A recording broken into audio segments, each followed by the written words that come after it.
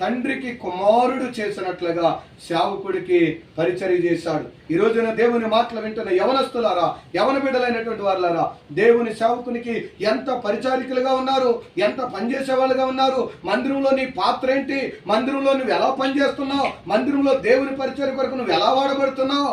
మందిరంలో ఒక కొడుకుని సమయాలను తీసుకెళ్లి తల్లి దేవుని పరిచర్యకు అప్పగించింది. ఒకడే కొడుకు తీసుకెళ్లి పరిచర్యకు అప్పచెప్తే ఆ సమయాలు ఏం చేస్తున్నాడంటే మందిరంలో పరిచర్య చేస్తున్నాడు. మందిరం తుడిచేవాడో, కడిగేవాడో, మందిరంలో ఉన్నటువంటి ఆ వస్తువులన్నీ చూసేవాడు, దీపం ఆరిపోకుండా ఆ దీపారాధన వెలిగిస్తూ ఉండేవాడు, ధూపం వేస్తూ ఉండేవాడు. కాబట్టి ఆ సమయాలను ఆ దేశానికి ఒక ప్రవక్తగా దేవుడు మార్చాడు. యవనస్తుడైనటువంటి నీవు అనేకులకు దీవెనకరంగా, అనేకులకు ఆశీర్వాదకరంగా ఉండాలంటే చర్చిలో జరిగే పరిచర్యలో ఇది నా పని కాదు, ఇది నాకు చెప్పలేదని కాకుండా ఒక తండ్రి కుమారుడికి చేసినట్లుగా నమ్మకంగా